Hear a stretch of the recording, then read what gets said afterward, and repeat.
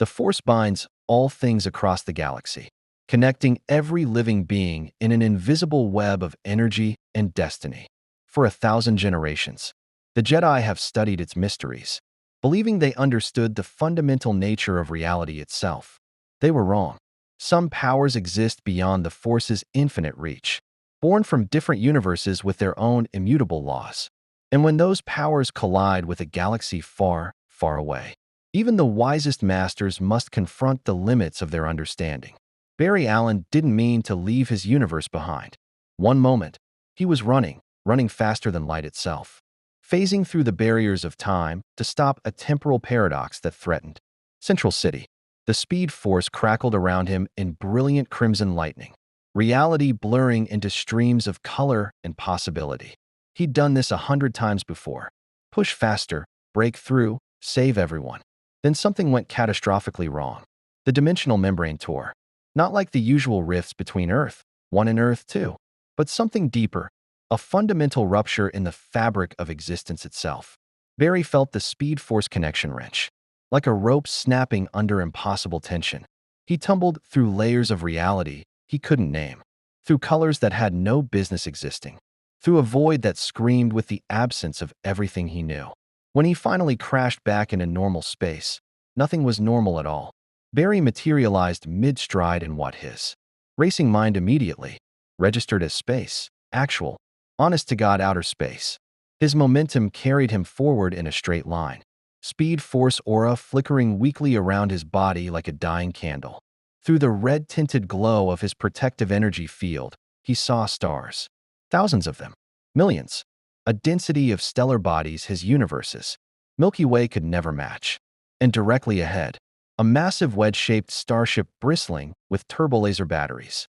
His speed thinking kicked into overdrive. No air. Vacuum. Should be dead. Speed Force is keeping me alive, barely. That ship. 20 seconds until impact at current velocity. Need to. The ship opened fire. Brilliant. Green energy bolts the size of city buses erupted from the vessel's cannons, each one tracking his trajectory with computer precision. Barry's instincts took over.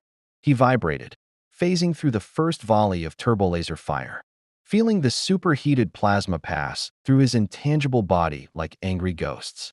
His Speed Force connection sputtered, weaker here, straining against something pervasive in this universe's fundamental energy.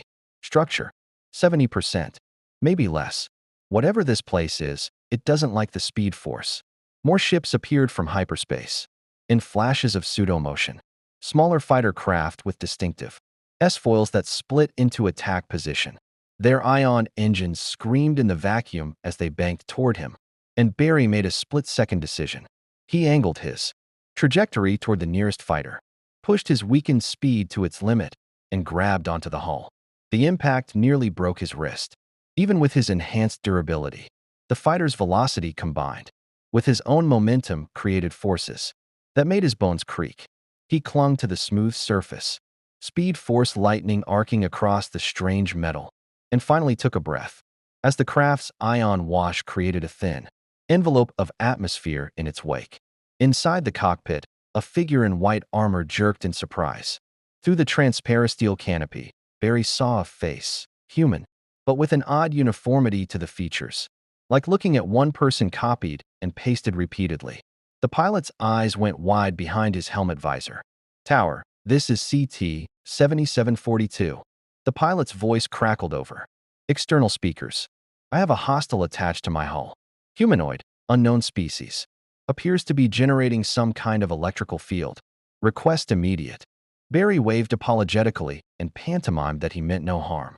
The pilot stared at him like he'd grown a second head. A massive explosion blossomed behind them, one of the wedge-shaped ships erupting in a cascade of fire and debris. Barry's head snapped around to see hundreds more ships locked in combat. Sleek Republic cruisers exchanging fire with separatist frigates. Swarms of starfighters weaving through the chaos. And in the distance, a planet. Reddish-orange continents, blue-green oceans, orbital shipyards burning. A war. I've landed in the middle of a space war. The fighter Barry clung to suddenly rolled, attempting to shake him loose. He phased through the hull instead, materializing inside the cramped cockpit in a crackle of red lightning. The pilot, the clone, Barry's mind supplied, recognizing the identical features from a dozen history documentaries about genetic engineering, yelped and drew a blaster pistol. Whoa, whoa. Barry held up his hands, speaking fast. I'm not your enemy. I don't even know where I am. I just fell through some kind of dimensional rift and ended up in your space battle, and I really don't want anyone to shoot me because I'm pretty sure your laser guns are not like the lasers back home. Shut up. The clone's pistol didn't waver. Hands on your head. You're under arrest for unauthorized boarding of a Republic military vessel. Republic? Barry's mind raced through possibilities. Like Roman Republic? Galactic Republic? Which planet's Republic? The clone's expression shifted from alarmed to confused. The Galactic Republic. Where in the void are you from that you don't know? His eyes widened. Wait, you're not a separatist infiltrator. You're not even. You don't have a comm link, no armor, no weapons. What are you? A very lost hero from Earth, Barry said honestly. Look, I know this sounds insane, but I'm from another universe entirely. Different dimension. I was trying to stop a bad guy, and something went wrong with my powers, and now I'm here in your space war asking really awkward questions. The fighter shook as an explosion rocked nearby space. Warning klaxons blared. CT 7742, you're drifting out of formation. A stern voice barked over the comm. Return to attack vector immediately. The clone, 7742, stared at Barry for a long moment, then made a decision that would change the trajectory of the entire Clone Wars. He holstered his pistol. If you're lying, the Jedi will figure it out fast enough, he muttered. If you're telling the truth, well, the Republic could use someone who can do what you just did. I saw you phase through turbolaser fire. That's not any tech I've ever seen. The Jedi? Barry latched onto the word. Like warrior monks with psychic powers. Close enough. Hold on. The fighter banked hard, rejoining the Republic formation as it made a final attack run on a massive separatist command ship. Barry watched through the canopy as coordinated starfighter wings poured fire into the vessel's failing shields, saw lifeboats evacuating in streams of desperation. And for the first time since arriving in this universe, Barry felt the familiar weight of heroism settle on his shoulders. Whatever had brought him here, wherever here was, people were fighting and dying. And if the Speed Force, even weakened, could save lives, then Central City's Flash had work to do, even in a galaxy far, far away. If you want to see more characters enter the Star Wars galaxy, hit that subscribe button and drop the name of a character you'd want to see in the comments below. May the Force be with you. The battle raged around them, and Barry Allen prepared to discover just how fast hope could run when the fate of entire star systems hung in the balance. The Republic cruiser's hangar bay was organized chaos. Clone troopers rushed to refuel and rearm fighters while medical droids tended to wounded pilots. The smell of ozone, fuel, and something Barry couldn't quite identify, probably alien biology, filled the air. CT-7742's fighter touched down with a hydraulic hiss. And before the canopy fully opened, a squad of clone troopers had their DC-15 blaster rifles trained on the cockpit. Stand down, 7742 shouted, climbing out with his hands raised. He's not hostile. That's what they all say right before the Separatist spy detonates. A clone with orange markings on his armor muttered, but he didn't lower his weapon as Barry emerged. Hands up. Speed Force energy still crackling faintly around his suit. Barry took in his surroundings with speed-enhanced perception. Dozens of clones, all with the same face. Different armor paint jobs denoting rank or unit. Starfighters in various states of damage. Scorch marks on the walls. And walking toward him through the crowd. Parting troopers like a ship through water. Two figures who immediately commanded attention. The first was a young man, maybe mid-20s, with sandy brown hair and a focused intensity in his blue eyes. He wore robes that looked simultaneously ancient and practical, brown and tan, layers with a leather utility belt. A cylindrical object hung at his hip, and Barry's enhanced senses caught the subtle hum of contained energy within it. Lightsaber. That's a lightsaber. I'm looking at an actual lightsaber. The second figure was taller, with auburn hair, a neatly trimmed beard, and an air of calm authority that reminded Barry of Captain Cold during his rare philosophical moments. Dangerous, but in control. He too wore Jedi robes, though his carried themselves with the weight of experience. Lower your weapons, the bearded man said softly, and every clone obeyed without hesitation. His gaze settled on Barry with an intensity that felt like being X-rayed. Curious, I sense no malice from you. Yet you are? Not of this galaxy. The Force whispers strange things about your presence. The Force. Barry lowered his hand slowly. You can sense me through this Force thing? We can sense all living things through the Force, the younger Jedi said. Stepping closer. There was curiosity in his eyes now, mixed with something else, recognition, maybe, of someone who also didn't quite fit the mold. But you're different. Your energy signature is wrong. Like, you're vibrating at a frequency that doesn't match the rest of the universe. Barry couldn't help but smile. That's actually pretty accurate. I'm Barry Allen, and I'm what you'd call a speedster, someone who can move really, really fast because I'm connected to an extra-dimensional energy field called the Speed Force. Back home, I'm a hero. Here, I'm just extremely lost. The bearded Jedi exchanged a glance with his companion. I am Obi-Wan Kenobi, Jedi Master. This is Anakin Skywalker, Jedi Knight. We serve the Galactic Republic. In these troubled times, he gestured at the hangar around them. You've arrived in the middle of the clone wars, a conflict between the Republic and the Separatist alliance that has consumed the galaxy. For 3 years. Clone Wars, Barry repeated, looking at the identical faces surrounding him. So these soldiers are all clones of the bounty hunter Jango Fett, Anakin confirmed. Bred and trained to defend the Republic. They're good men. Every one of them. There was something fierce in how he said it. Protective. Barry's detective mind, honed by years working for the CCPD, started assembling pieces. A war fought with a clone army. That's ethically complicated. But right now, I've got bigger problems. I need to figure out how to get home.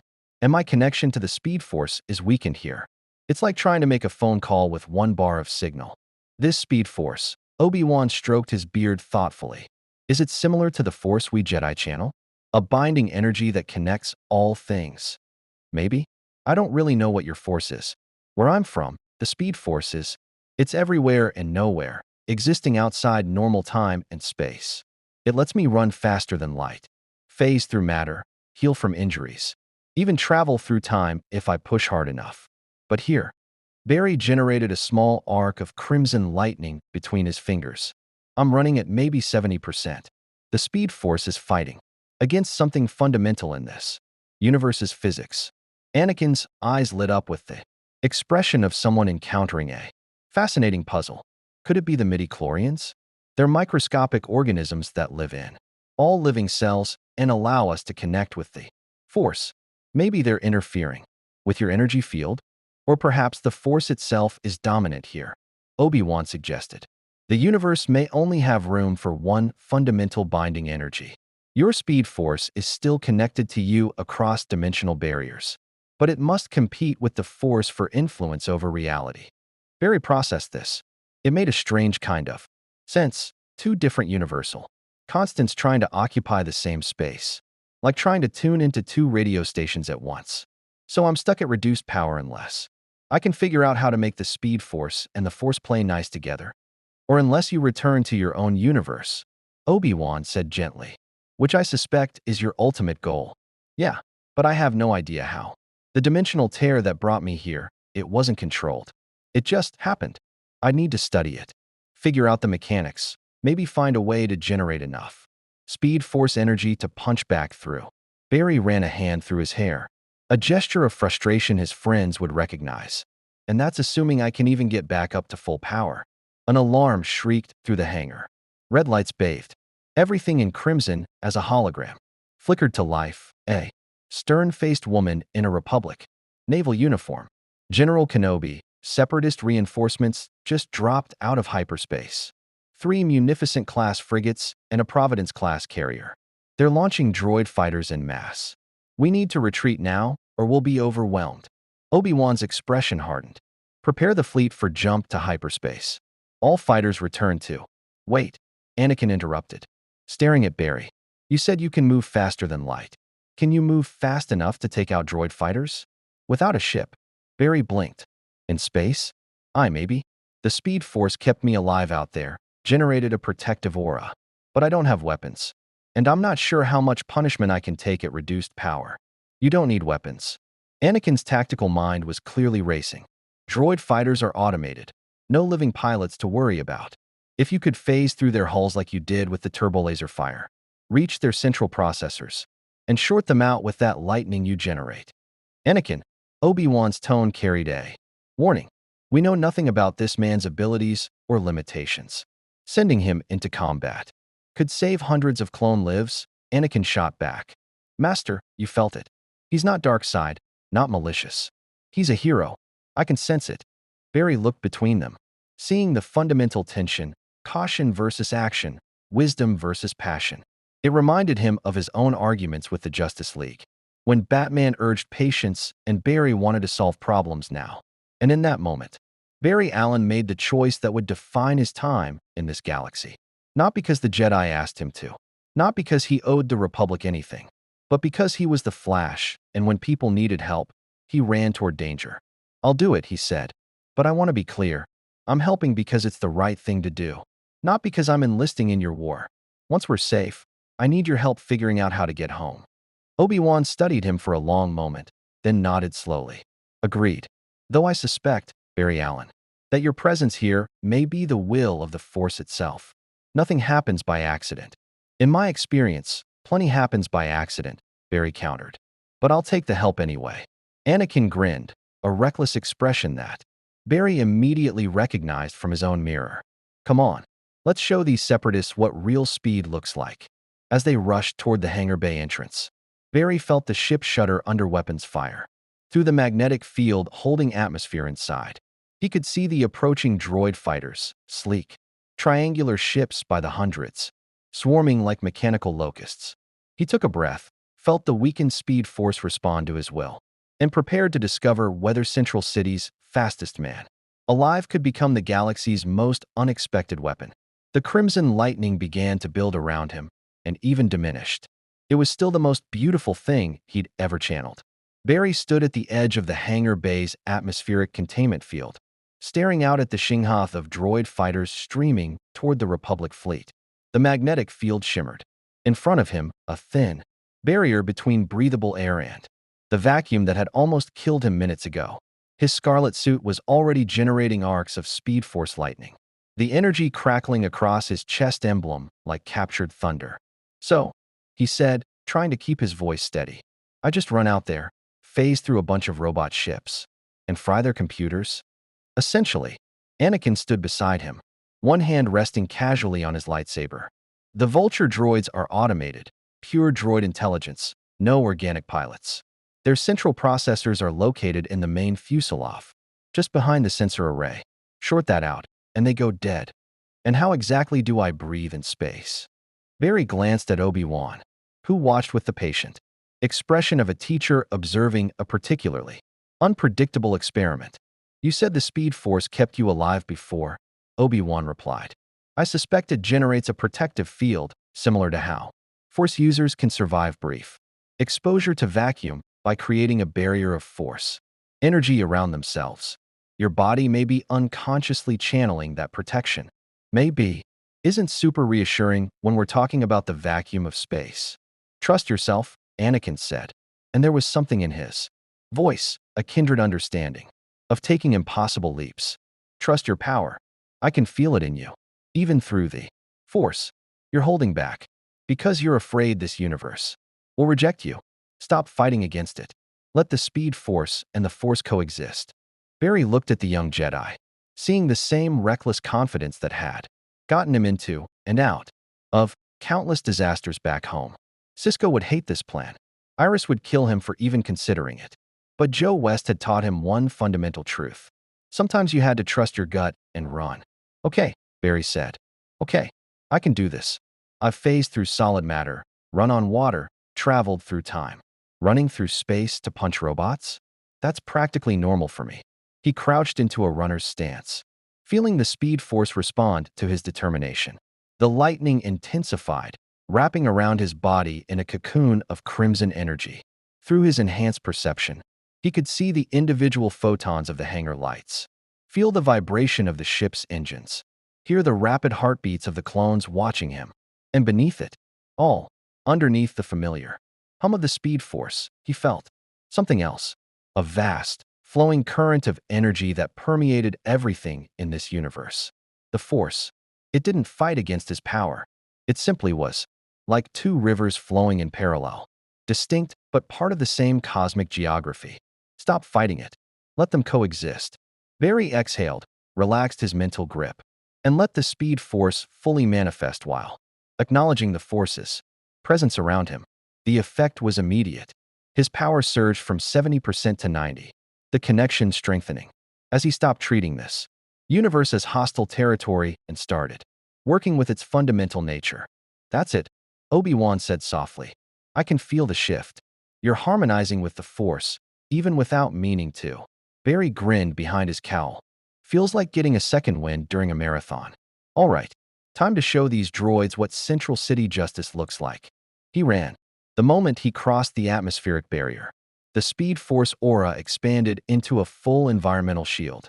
Air molecules compressed around him, held in place by the same energy that let him violate physics on a daily basis.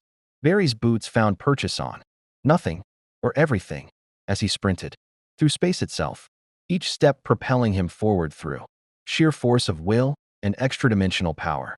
The first wave of Vulture droids screamed toward him, their wing-mounted blaster cannons opening fire. Crimson energy bolts, slower than bullets, but still supersonic, filled the space around him. Barry dodged 3, phased through 7 more, and closed the distance to the nearest droid in under a second.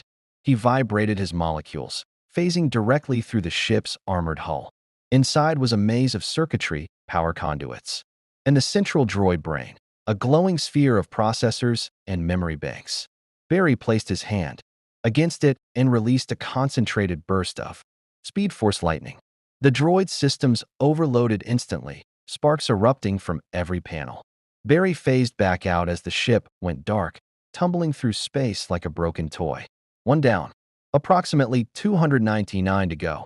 Barry became a crimson streak through the battlefield, moving too fast for targeting computers to track. He phased through droid after droid, each touch leaving fried circuitry in his wake. The Speed Force sang through him, harmonizing with the omnipresent Force in a way that felt almost musical. Two cosmic powers creating unexpected symphony. Behind him, disabled Vulture droids created an expanding debris field. Clone pilots in their V-19 Torrent starfighters hooped over their comlinks as the droid formation began to falter. What is that?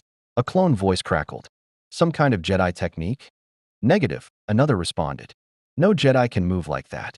Whatever it is, it's on our side. Barry allowed himself a moment of satisfaction. Even in another universe, he was still saving people, still being a hero. The specific enemy might be different, but the principle remained the same. Protect the innocent. Stop the bad guys. Don't let anyone die on your watch. Then he felt it, a disturbance, in the Force that he shouldn't have been able to sense but did anyway, like a cold wind against his spine. His speed thinking processed the sensation in microseconds. Danger. Immediate, lethal. Barry spun mid-stride and saw what had triggered his new Force-enhanced awareness. A massive Separatist frigate, one of the reinforcements, had rotated to bring its point defense cannons online. But these weren't targeting the Republic cruisers. They were targeting the small craft, the fighters, the shuttles, the escape pods still evacuating from a damaged Republic ship. Escape pods full of wounded clones and medical personnel. The frigate's cannons cycled up, power readings spiking. Barry did the math in a fraction of a second. 23 escape pods. 47 seconds until they reached Republic lines and safety. 5 seconds until the frigate opened fire. He couldn't disable the frigate fast enough. It was too large. Too many systems, but maybe, just maybe, he could do something else. Something stupidly heroic and probably impossible. Barry pushed the Speed Force to its absolute limit, racing toward the frigate at speeds that made his previous running look like a leisurely jog.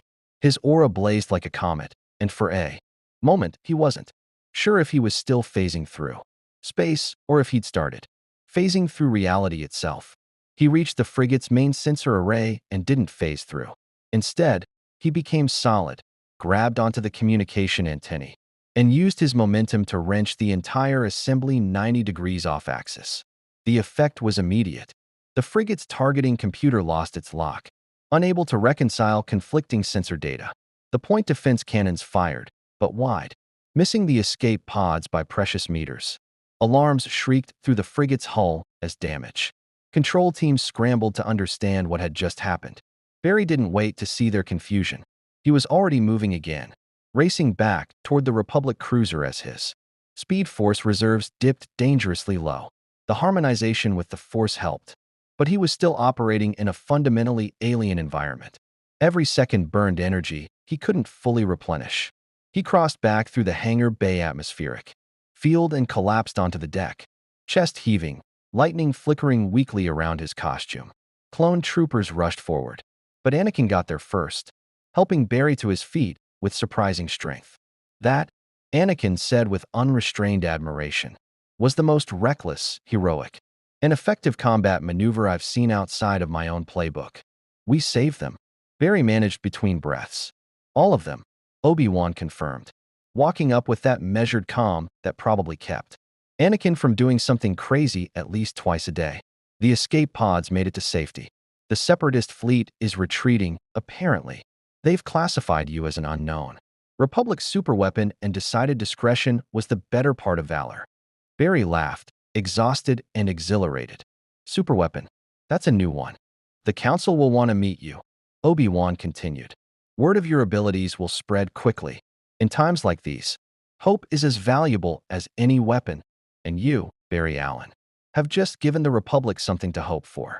Barry pushed himself upright, feeling the Speed Force connection stabilize as he rested. Around him, clones were cheering, slapping each other's shoulders, celebrating a victory that should have been a massacre.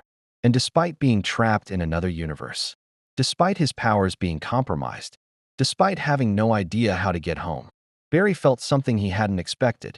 Purpose.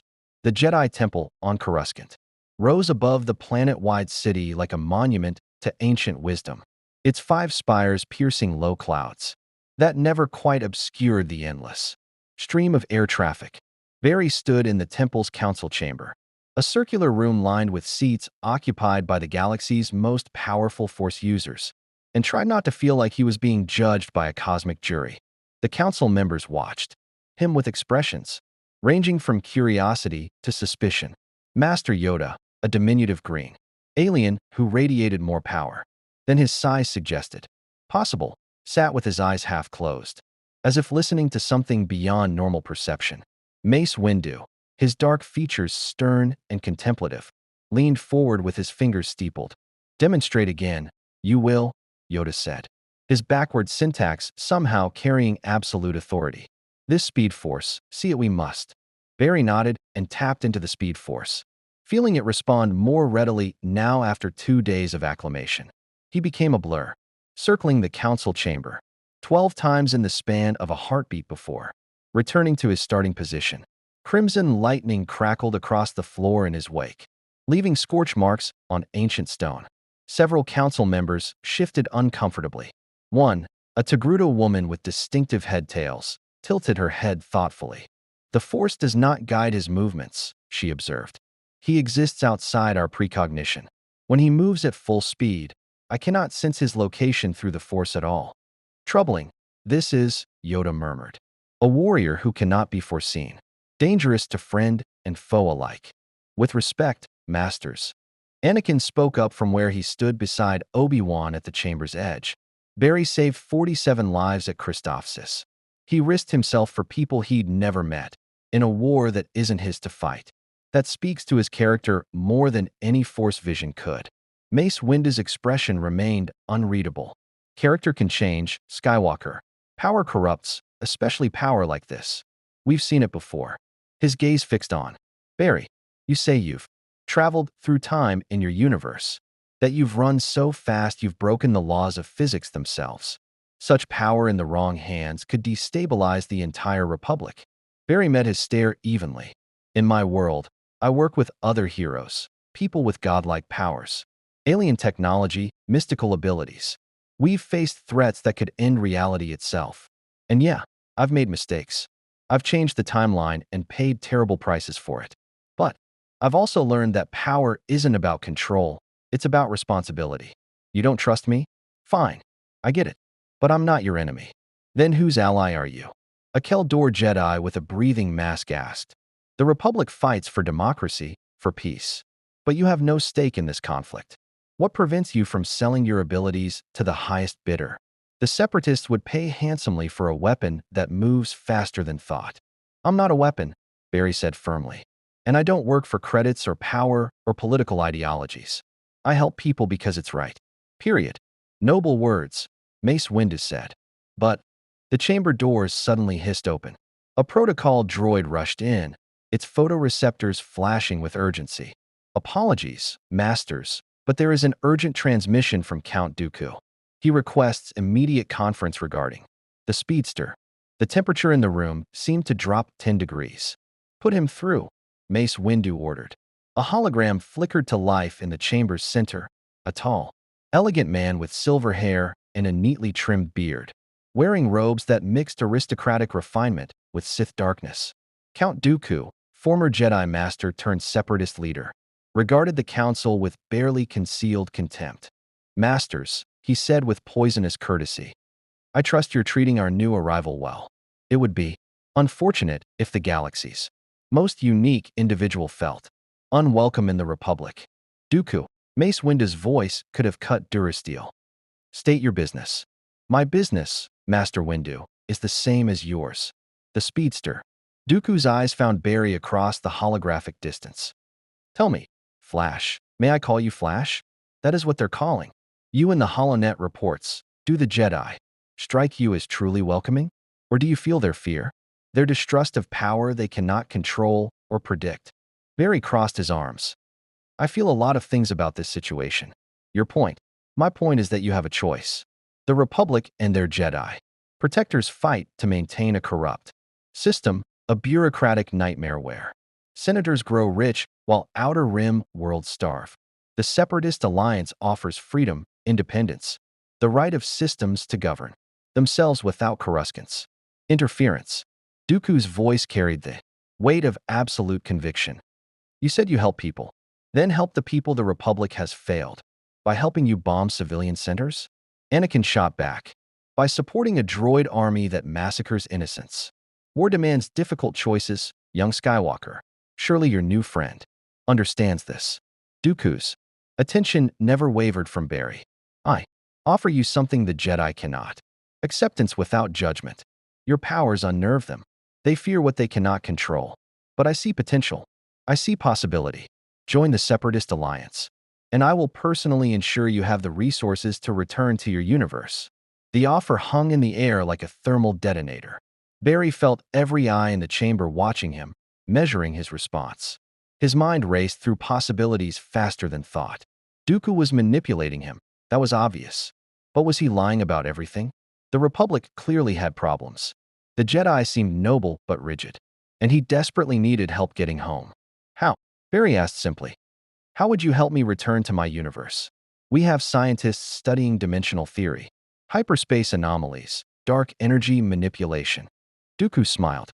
The Republic hoards such research for military advantage. We pursue knowledge for its own sake. Give me 3 months of cooperation, and I guarantee we will find you a way home. Barry, Obi-Wan said quietly, a warning and a plea. But Barry was already shaking his head. I've dealt with enough supervillains to recognize the sales pitch. Count, you're offering me everything I want while conveniently skipping over the part where I help you kill people. I've seen this play before. It always ends with innocent blood on my hands. Dooku's expression hardened. Then you choose the Republic's slow decay over meaningful change. A pity. You could have been extraordinary. I am extraordinary, Barry countered. But I'm also not stupid. You're a Sith Lord, right? Anakin explained it to me. The dark side. The Sith philosophy of power through passion and domination. I've fought enough dark reflections of myself to know that path leads nowhere good. You know nothing of the dark side, Dooku said. And for the first time, anger crept into his voice. Nothing of true power. You are a child playing with forces beyond your comprehension. Maybe, but I'd rather be a naive hero than a cynical villain. Barry felt the Speed Force respond to his conviction, lightning dancing across his fingertips. So here's my counteroffer. Surrender. End this war. Let the Republic reform itself through democratic process instead of conquest. Dooku laughed, a cold, mirthless sound. Democracy is a fiction, Flash. The strong rule, whether they admit it or not. Since you refuse to stand with progress, you will stand against it.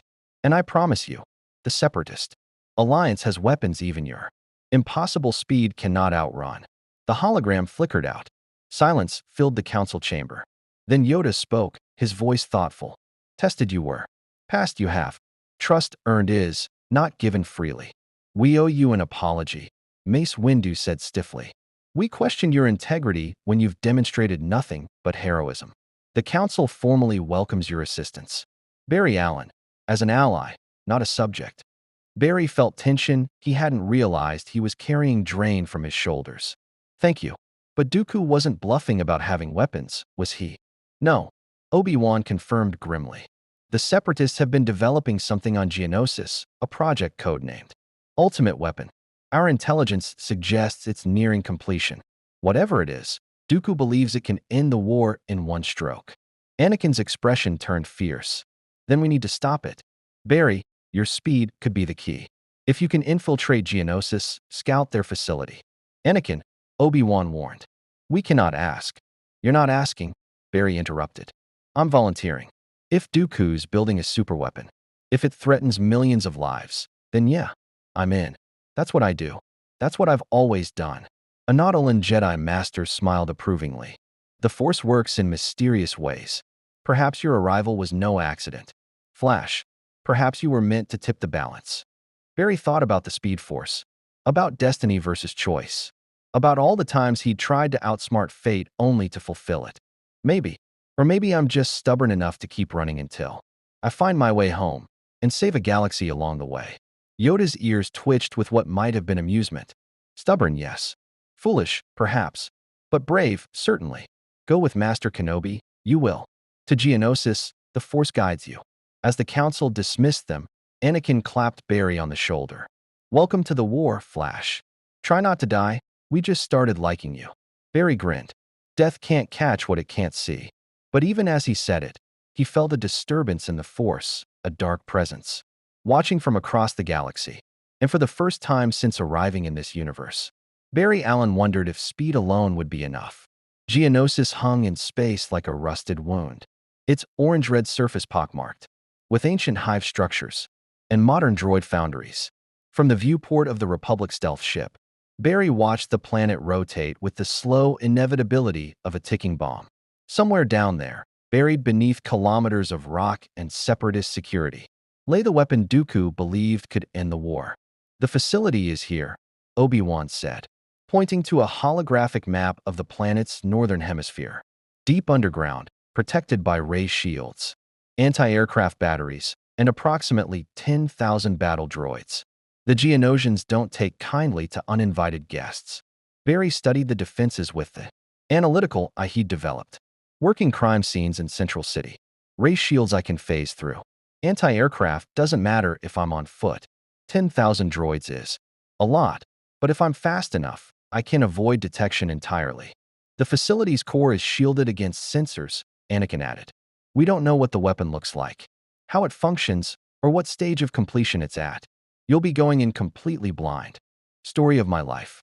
Barry pulled his cowl up, feeling the familiar weight of the mask settle into place. It was more than fabric. It was identity, purpose, the symbol of every life he'd sworn to protect. Even in a galaxy far from home, that symbol still meant something. I get in, scout the weapon, sabotage what I can, get out. Simple. Nothing is ever simple. Obi-Wan said with the weariness of someone who'd learned that lesson repeatedly. If you're discovered, if the Separatists realize their security has been breached, they may accelerate the weapon's deployment. We're gambling that your speed makes you effectively invisible. Or, a new voice interjected from the shadows. We're gambling with the speedsters. Life because the council lacks better options. A figure stepped into the light, a woman with orange skin, white facial markings, and blue and white headtails that marked her as Togruta. She wore practical combat gear beneath Jedi robes. and her eyes held the sharpness of someone who'd seen too much death too young. Barry recognized her from the council chamber.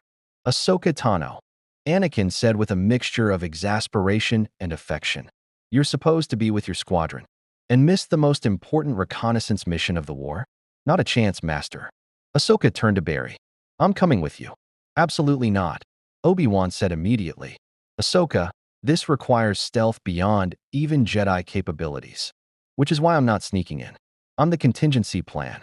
Ahsoka's expression was pure determination. If Flash gets discovered, if things go wrong, someone needs to be close enough to extract him. I'll maintain position in the upper levels while he goes deep. Barry saw the argument forming on Anakin's face and cut it off. She's right. I've worked with teams my whole career, always had backup, even when going solo. If this goes sideways, I'd rather have someone watching my six. Anakin looked between them, clearly torn between protective instinct and tactical pragmatism. Finally, he nodded. Fine. But Ahsoka, you stay hidden, you stay safe. And if Barry says run, you run. Understood. Understood, Master. Ahsoka ignited her lightsaber. Briefly, a green blade that hummed with barely contained energy, then deactivated it with a confident smile. Let's go crash a separatist weapon facility. The descent to Geonosis' surface was tense. Silence punctuated by the occasional ping of atmospheric turbulence. Barry felt his speed force connection, fluctuating, stronger now after days of acclimatization, but still not the effortless power he wielded back home. He was operating at maybe 95% capacity. Against normal enemies, that would be more than enough. But something about this mission made his detective's instincts scream, warnings he couldn't quite articulate. They landed in a canyon 5 kilometers from the target facility. The moment Barry stepped onto Geonosis' surface, heat washed over him like opening an oven, dry, oppressive, carrying the mineral scent of ancient stone and industrial chemicals. In the distance, massive spires rose from the rock, and he could hear the faint mechanical drone of droid factories working ceaselessly. Good luck, Flash, Anakin said from the ship's ramp. May the Force be with you. And also with you, Barry replied, the phrase feeling natural now after days among the Jedi. He ran.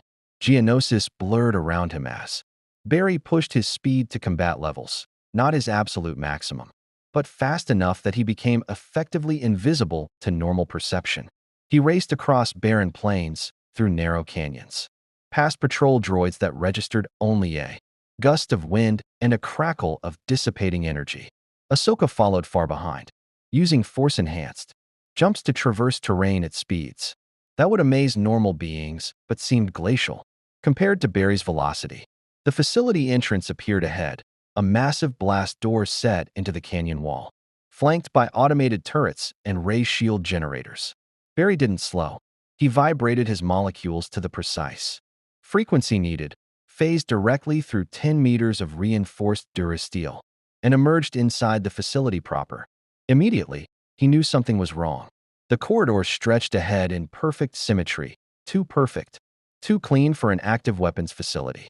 No technicians, no guard droids, no security checkpoints. Just empty hallways lit by cold blue lighting that made everything feel sterile and trap-like. Barry's speed thinking accelerated, processing possibilities in microseconds. They knew we were coming. This is a setup. But how? We were careful, maintained communications silence, used a stealth ship. A door irised open ahead. A figure stepped through, and Barry felt his blood turn to ice. Count Dooku stood alone in the corridor. But he wasn't alone in the Force. Barry could feel it now, the dark energy radiating from the Sith Lord, like heat from a forge. Dooku smiled, and it was the smile of a predator who'd been anticipating this moment. Flash, Dooku said cordially. Right on schedule. Did you truly believe we wouldn't anticipate your reconnaissance? The Jedi are predictable, and you, despite your unique abilities, are precisely as heroic as I calculated. Barry's mind raced. Trap. Definitely a trap. But Ahsoka's still outside. She can warn the others. Your Padawan friend is already contained, Dooku continued, as if reading his thoughts. Magna Guards have her surrounded in the upper levels. She fights valiantly, but she will fall. Unless, of course, you surrender yourself immediately. You're bluffing. Barry tapped into the speed force. lightning crackling around his fists. I can phase through you, through these walls. Be halfway back to the ship before you finish your villain monologue. Can you? Dooku's hand moved to his lightsaber hilt. Your speed force makes you fast, Flash. But I have something faster. The Sith Lord ignited his weapon, a crimson blade that hummed with malevolent purpose, and attacked. Barry had fought speedsters before. He dodged bullets, outran explosions, moved faster than light itself. But he'd never fought someone who didn't just predict his movements, someone who knew where he would be through precognitive force awareness. Dooku's blade carved through the space. Barry occupied a microsecond before he arrived there. Barry twisted, phased, accelerated. But the Sith Lord moved with economy of motion that came from decades of mastery. The lightsaber didn't chase him. It waited for him, positioned precisely where his trajectory would carry him. Barry felt the plasma blade pass within centimeters of his throat as he vibrated away from solidity. He's not tracking my speed. He's reading my intent through the Force, seeing my decisions before I make them. You begin to understand, Dooku said, not even breathing hard. The Force grants vision beyond sight.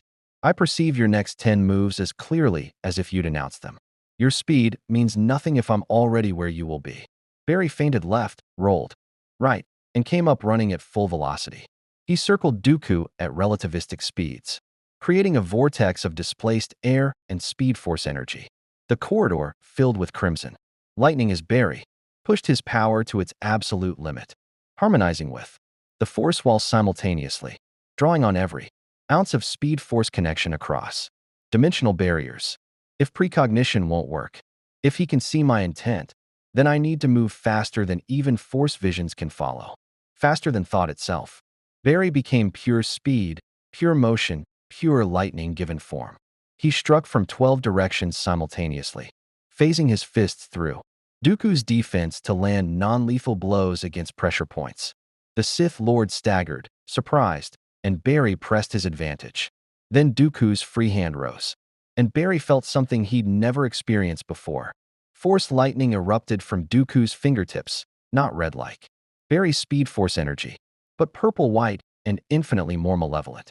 It arced across the corridor in branching streams of pure dark side power. And when it connected with Barry's speed force aura, the two energies collided with catastrophic results. The speed force and force lightning were both electrical in nature, both fundamental forces of their respective universes. When they met, they didn't cancel out. They amplified. Pain exploded through Barry's nervous system as conflicting energies warred. Inside his body, his cells, already charged with speed force energy, became battlegrounds for two incompatible powers. He screamed, collapsed, and felt his speed force connection shatter like glass under the assault. Dooku loomed over him, lightsaber raised. You were magnificent, Flash. Truly. But the dark side has existed for millennia. Your speed force is a child crying against an ancient storm. Through the agony, Barry saw Ahsoka burst through the corridor entrance, her twin lightsabers blazing. She'd fought through the Magna Guards, wounded, exhausted, but still standing. Get away from him. Dooku sighed. Padawan Tano, your master's recklessness infects you. He raised his hand again, force lightning crackling. And Barry remembered something Anakin had said during their training sessions. The Force connects all living things. It flows through you, around you, between you. Barry couldn't outrun Force lightning, but maybe he didn't have to. He grabbed the speed force connection, damaged, flickering, barely responsive, and did something he'd never attempted before. Instead of channeling it through his body, he channeled it through the Force itself. Used the omnipresent energy field as a conduit. Let his power flow into the ambient force permeating the facility. The effect was instantaneous. Every light in the corridor exploded. Every electronic system overloaded. And Dooku's force lightning, traveling along force-sensitive pathways, suddenly had nowhere to go as those pathways became saturated with incompatible speed force energy. The Sith Lord's attack dissipated harmlessly. Barry surged to his feet, grabbed Ahsoka, and ran. He phased them both through walls, through blast doors, through the entire facility in a desperate sprint fueled by adrenaline and the last reserves of his power. Behind them, alarms shrieked as the building's systems began failing in cascading fashion. Speed force energy corrupting every circuit, every processor, every droid brain. They burst into Geonosis's harsh sunlight just as the facility exploded, not from bombs or sabotage, but from fundamental energy incompatibility. Speed force and force technology trying to occupy the same space, destroying each other in the attempt. Barry collapsed on the canyon floor, Ahsoka catching him before he hit stone. Through dimming vision, he saw the facility's upper levels crumbling, saw Dooku's figure escaping on a speeder bike, saw the Republic stealth ship screaming in for emergency extraction. Did we get it? He managed. You destroyed the entire weapon facility, Ahsoka said, wonder and concern mixing in her voice. Everything. The ultimate weapon, the droid factories, all of it. Flash. Barry, you just changed the course of the war. Barry closed his eyes, feeling his speed force connection slowly rebuilding itself, cell by cell. Good, he whispered. That's good. Anakin and Obi-Wan pulled them aboard the ship as Separatist fighters scrambled from nearby bases. As they escaped into hyperspace, Barry felt consciousness slipping away, but not before hearing Obi-Wan's quiet observation. The Force works in mysterious ways indeed. Perhaps this speedster from another universe was precisely what the galaxy needed most. Barry Allen, the Flash, Central City's hero and now the Republic's unexpected champion, drifted into healing sleep. His mission was accomplished. The weapon was destroyed. Lives were saved. But in the depths of Coruscant, in an office overlooking the Senate district, a hooded figure watched holographic reports of the Geonosis facility's destruction. Emperor Palpatine, still wearing the mask of Chancellor, smiled with cold calculation. Interesting, Darth Sidious murmured. This speedster destroys my apprentice's weapon while believing himself a hero. And in doing so, he forces me to accelerate my own plans. How convenient. The Sith Lord's fingers steepled in thought, already weaving new schemes around this unexpected variable. The Flash had won today's battle. But the war, the true war, was far from over. Barry Allen stood on the temple's meditation balcony 3 weeks later, watching Coruscant's endless city lights stretch to every horizon. His Speed Force connection had fully recovered, better than recovered, actually. The forced harmonization with the Force had fundamentally altered how his powers interfaced with this universe. He was faster here now than he'd ever been at home, which made the decision ahead even harder. The Council has located hyperspace anomalies that match your arrival signature, Obi-Wan said, joining him at the railing. Master Yoda believes that with sufficient speed force energy, you could potentially tear through back to your universe. You could go home, Barry. I know. Barry watched a transport ship rise toward the stars. But the war isn't over. Palpatine is still out there, and I've got this feeling, this detective's instinct, that he's more dangerous than anyone realizes. The Force will guide the Jedi, Obi-Wan assured him. This is not your war to fight. Isn't it, though? Barry turned to face the Jedi Master. I've made friends here. Anakin, Ahsoka, even you with your constant caution. The clones who fight and die for a republic that treats them like equipment. How do I just leave? Obi-Wan smiled sadly. The same way you'll eventually return home, by trusting that you've done enough, that your presence has mattered, that some things must unfold as the Force wills. You've given us hope, Barry. You've shown us that even in the darkest times, heroes can appear from the most unexpected places. That's a gift that will endure long after you're gone. Barry thought of Iris, of Joe and Cisco and the team waiting for him in Central City. Thought of his own Earth, his own battles, his own people who needed the Flash. And he thought of the choice every hero eventually faced. You couldn't save everyone, couldn't fight every fight. Sometimes saving one world meant leaving another. When the time comes, he said quietly, when you need me most, I'll find a way back. Somehow, the Speed Force connects everything, maybe even across universes. I don't doubt it, Obi-Wan replied. May the Force be with you, Flash. Always. As Barry prepared for the attempt to breach dimensional barriers and return home, he took one last look at the galaxy he'd briefly called his own. He'd arrived as a lost hero. He left as a legend, the Crimson Speedster who'd moved faster than the Force itself, who'd proven that some powers transcended even midi-chlorians and ancient prophecies. The Republic would remember. The Jedi would tell stories. And somewhere in the Force's infinite web, Barry Allen's sacrifice and courage would ripple forward, changing destinies in ways even he couldn't predict. He ran toward home, lightning trailing behind him like a promise. Some legends, after all, were meant to span galaxies.